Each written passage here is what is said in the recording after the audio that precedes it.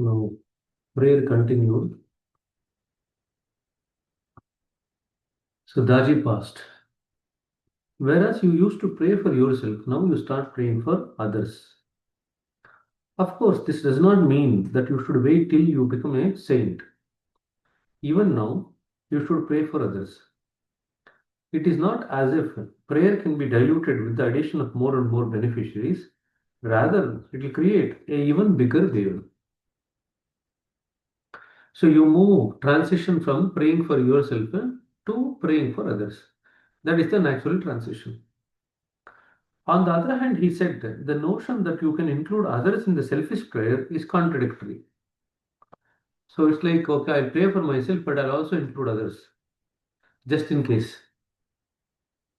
Okay. Suppose that there is a flood in your area. Your heart says, please God, keep my house from flooding.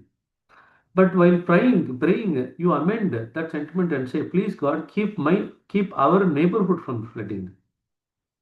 Now you are confusing God. Your words say one thing, but your heart tells a different story. Is it possible to make up for a selfish prayer by including your neighbors in it? I don't think so. The wrong key can never open the right door. Altruism cannot be an afterthought. It must be your original intention. Underline that. Altruism cannot be an afterthought. It should be your original intention. So there is this recent message, no, that came from Daji. Intention, attention, and attitude. Did you people see that?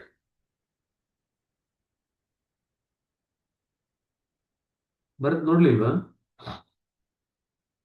ಮೊನ್ನೆ ಟೂರಿಂದ Daji went for tour, no, recently. I think 2 days back it was released. Intention, attention, and attitude. Ganesh, you got it? Okay. Gopal Krishna, share in the group so that everyone gets it. So it must be your original intention. So the importance of intention. In prayer, our intentions speak much louder than our words. It is your duty to pray for others, no doubt, but without love, duty is always a burden. Underline that. So if you're going to do your duty, you have to do the duty with love. Otherwise, the duty becomes a burden.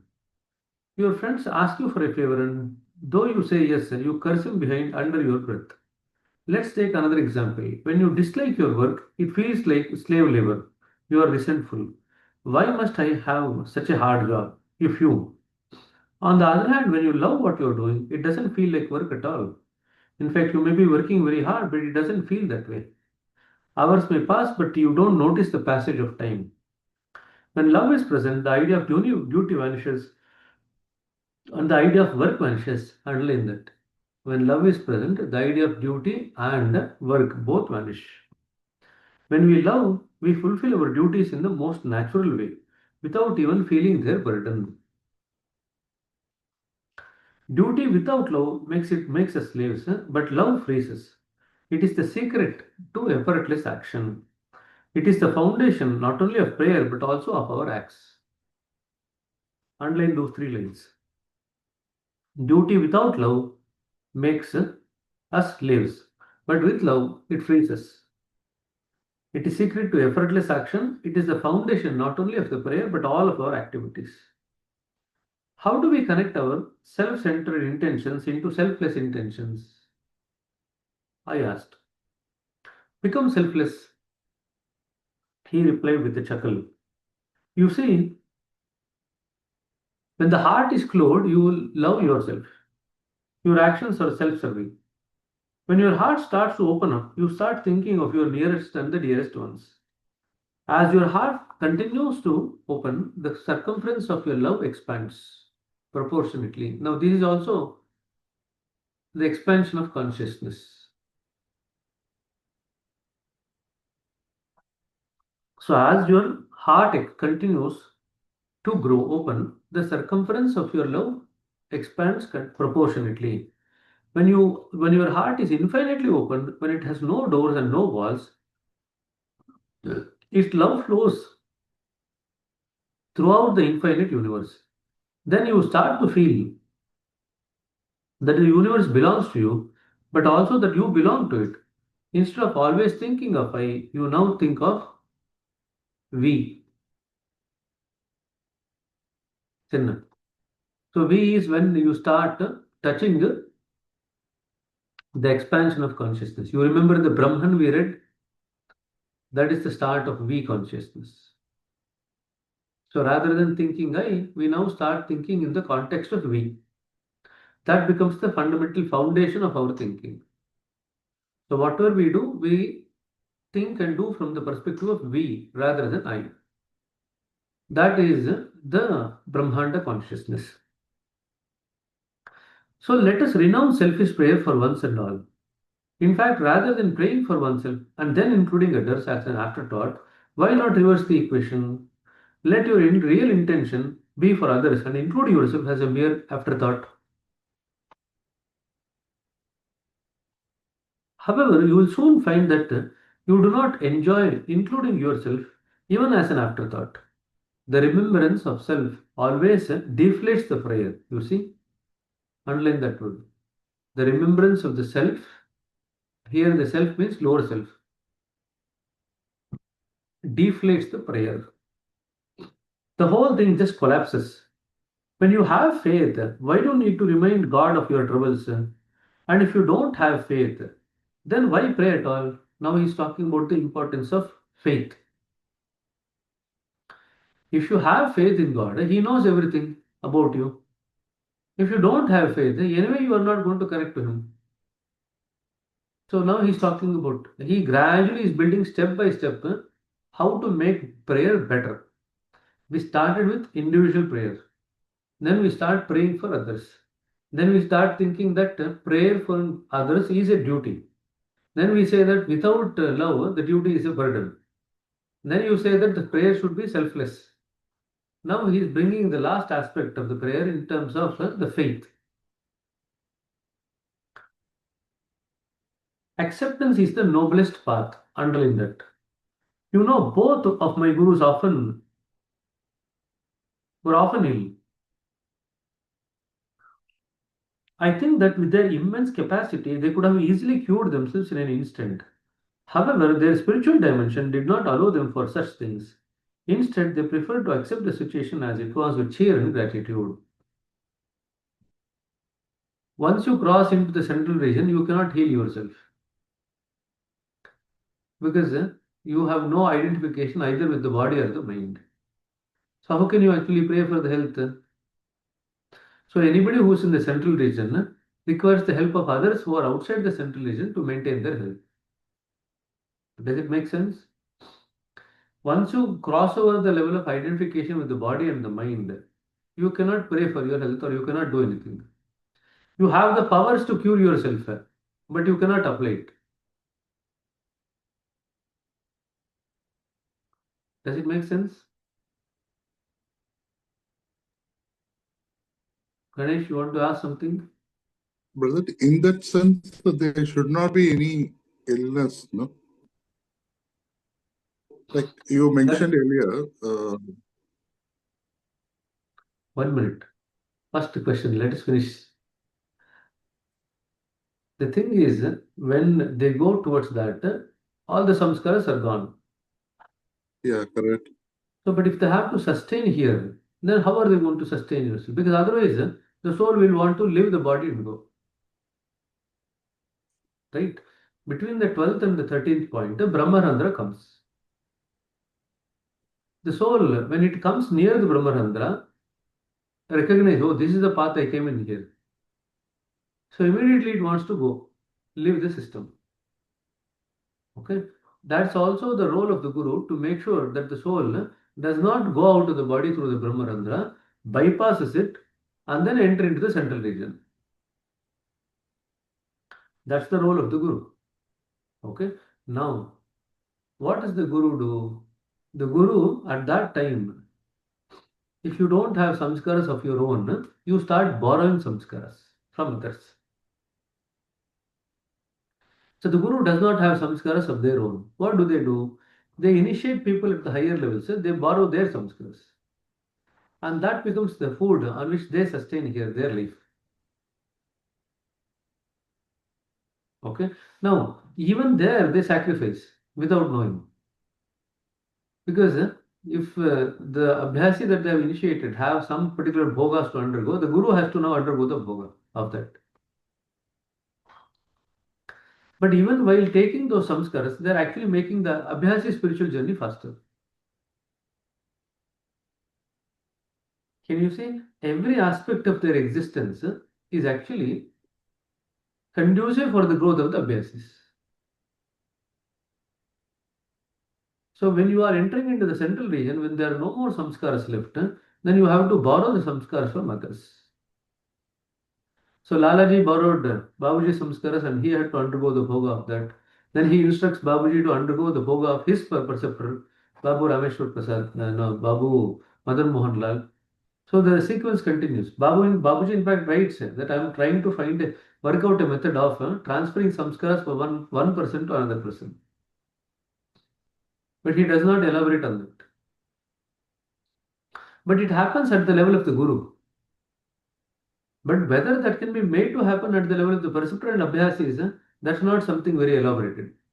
Maybe in due course of somebody might elaborate on that.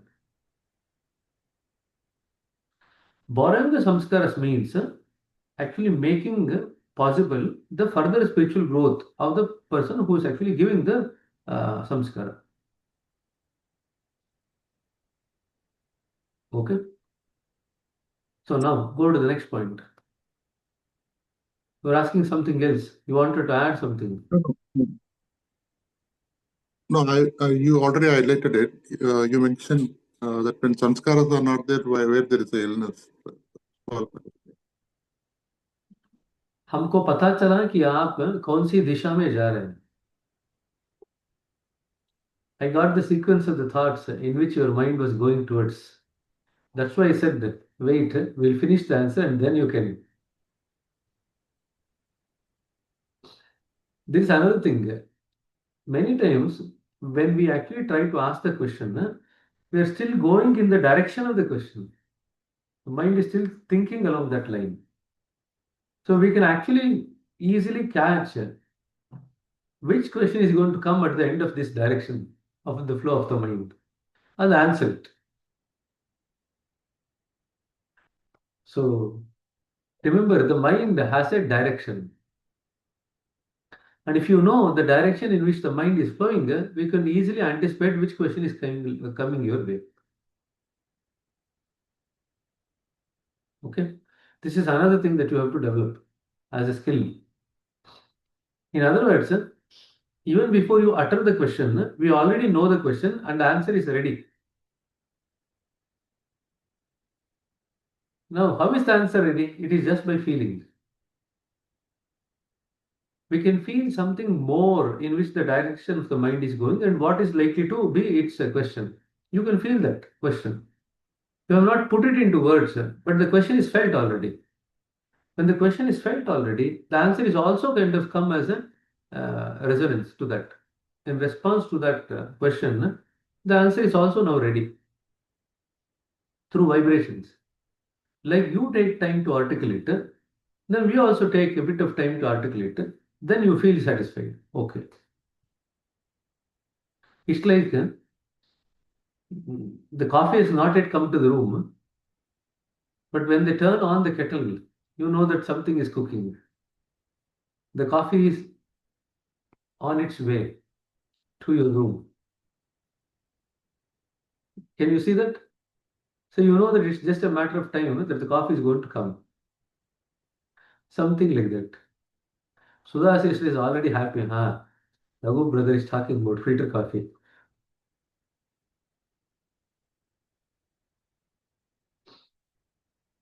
Filter coffee only, no? You like instant coffee or filter coffee? Filter coffee. Filter coffee, no? Filter coffee. I'm more interested Okay. in coffee. See? Really.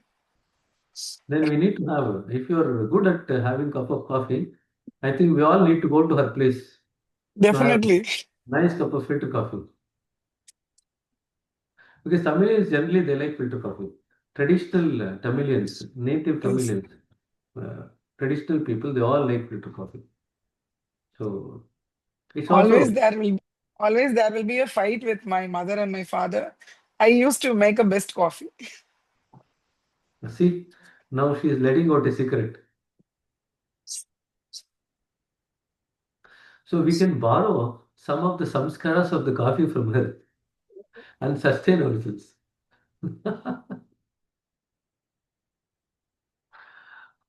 Right? So, Bharat, ನೀ ಕುಡಿತೀಯ coffee ಕುಡಿತೀಯ No, sir. ಇಲ್ವಾ ಇಲ್ಲ. Then you have to start some new samskaras with sister. It's all right. That will be a good thing to learn. Right. Now, we recently went somewhere. I think they got us some instant coffee. You remember I told them it was very nice. I don't remember which place was it. In some place they made instant coffee.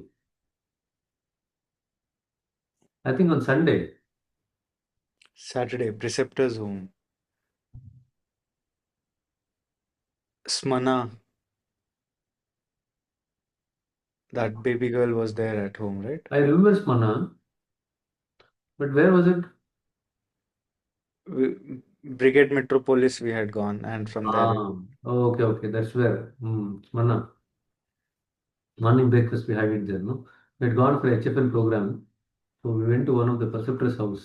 So she made instant coffee from Nescafe. And that was also actually nice. So I think there's one other instant coffee that make here, Levista. That's also nice actually. So, but filter coffee is the best in terms of the taste. So, okay, now let's move from the coffee samskara. Of course, Bharat has an opportunity to get that coffee samskara. Okay.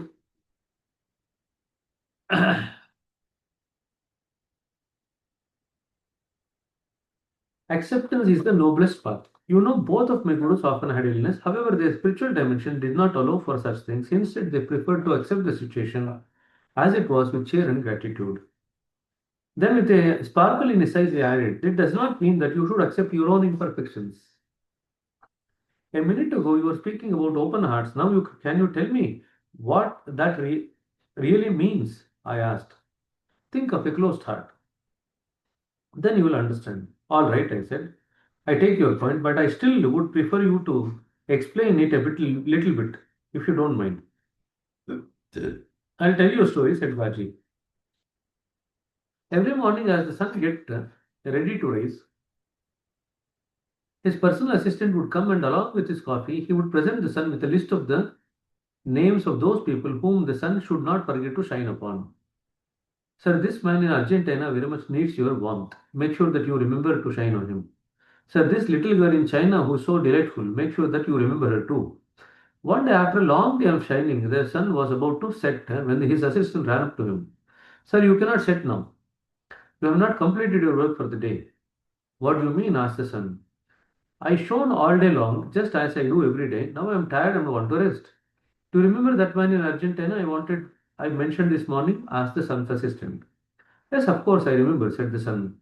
But he remains in the dark all day long. You did not shine on him as you had promised, said the assistant. The sun ruminated for a moment and said, My dear, it's my nature to shine for one and all. I have done so. Tell me, what can I do if the man shuts himself indoors all day long with the curtains drawn? An open heart is like the sun that shines for one and all. It can do nothing but radiate its love. From the open heart, love flows indiscriminately. Underline that. However, we cannot really say that the heart loves. Rather than an open heart is love itself. And anyone who steps out into the race feels that they are being loved. What is a closed heart? It is like a man who shuts himself indoor all day long.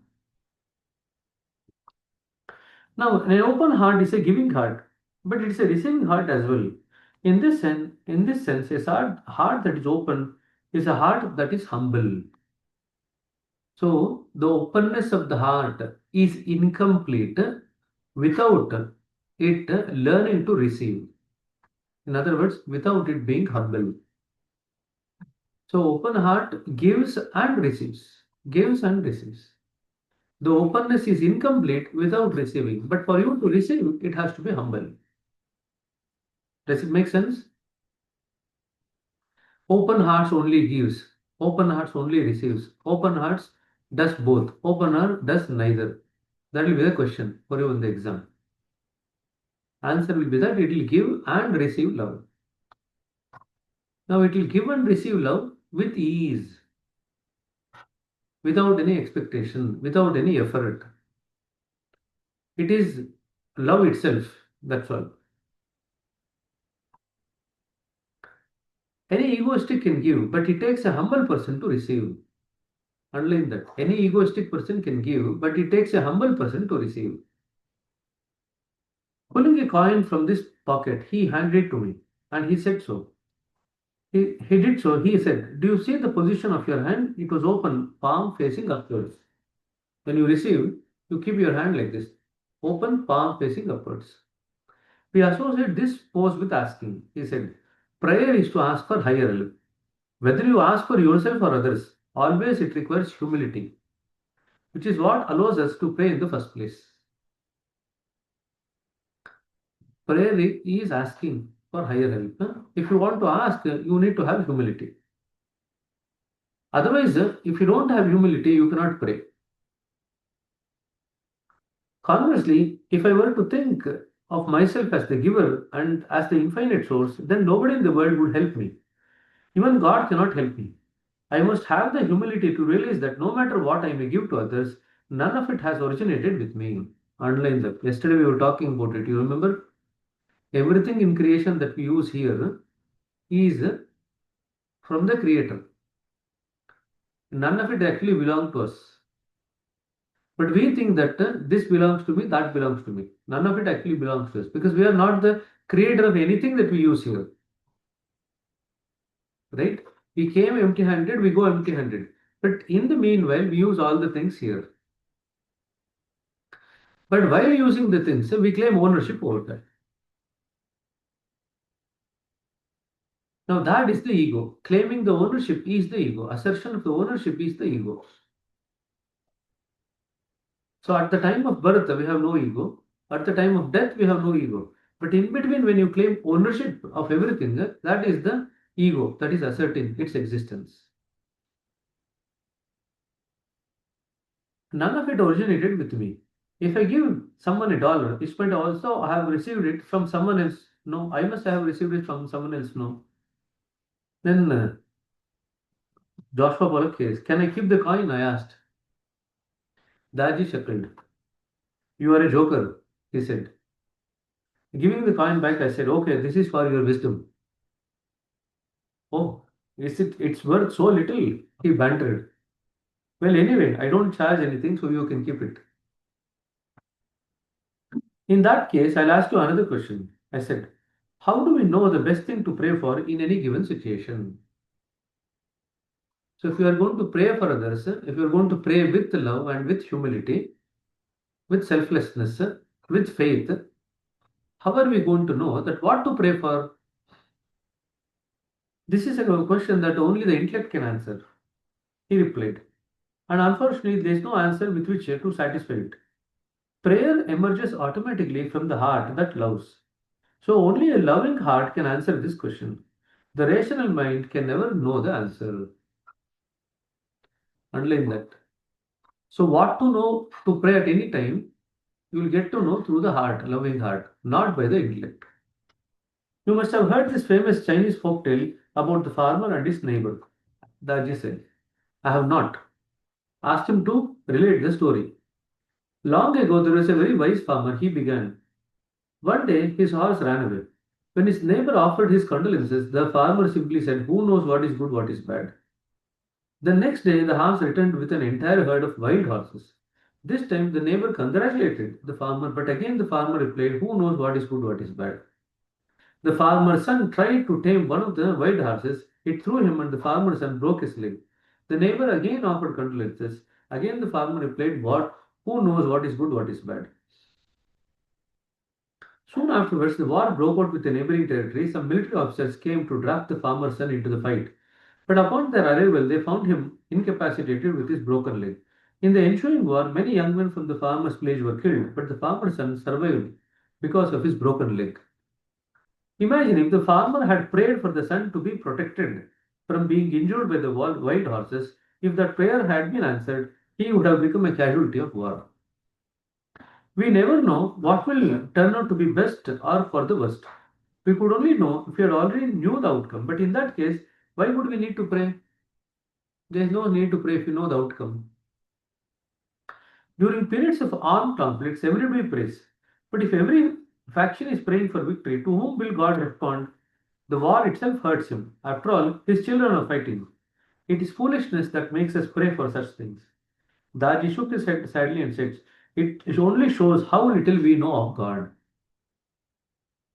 So anybody fighting on earth is the children of God only fighting. So why will God be happy with anyone?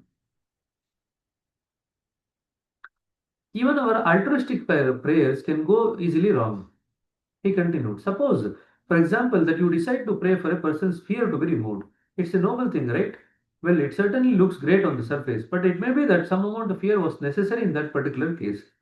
What would happen if God were to bestow fearlessness upon a bandit or limitless courage upon a corrupt official in a high position?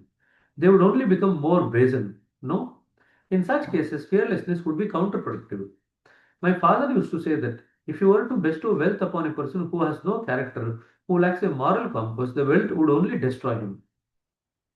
There are many real examples of this in our society, where those born into extreme privilege find themselves on life's difficult roads. We can never know the direction in which such things will take our near and dear ones. So again, he comes back to the question. So, how do we know what to pray for? Okay. Joshua Pollock is confused. He said so many things, but he did not answer my question. How do we know what to pray for? When your heart is sensitized, it becomes responsive to the true needs of others. Then your prayers will always be in natural accordance with that need. So now he said, a loving heart. Now he's talking about a sensitized heart. Loving heart is different, sensitized heart is different. A sensitized heart will know the true needs of others. Then your prayers will always be in natural accordance with that need. That he is relating to the needs. How to connect heart to heart? Very simple. Know the need of the other person and try to fulfill that particular need. Then you will be able to connect to that person through heart. The needs are universal, you remember. We read in the Heartfulness Communication course. How many people finished the course?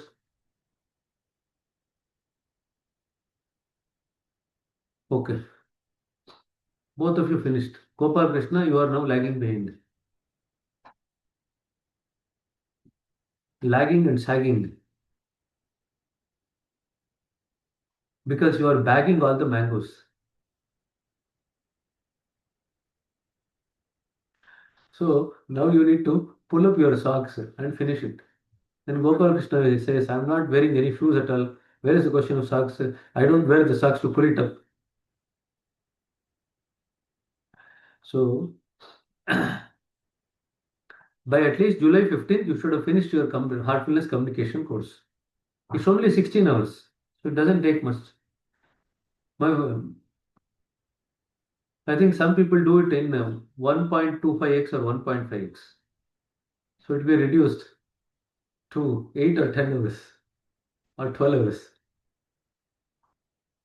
So anyway, so if you want to do it, because there are a lot of people who can actually grasp very easily. So you can grasp it and then you can do it. Okay, so one of the things that we read there is that the needs are universal in nature, right? So when we actually cater to the needs of the other person, then we actually connect to them more easily. Okay, now the question is, how do we know the need of the other person? By being sensitive. Which part of you will be sensitive? The heart will be sensitive. Earlier today, we said that the direction of the mind is going. Remember the question? How did you pick up the direction of the mind? When the heart is sensitive. Oh, this is the direction in which you are going. Okay? So sensitive heart. All right, then How do you sensitize your heart? So Joshua Pollock is now all over the place. I asked one question, he said one thing, and then he had said something else, and now he's not living. How do you sensitize your heart? Do you really want to? He said, when you already have so many pains and troubles of your own, do you really want to share in the pains and troubles of others?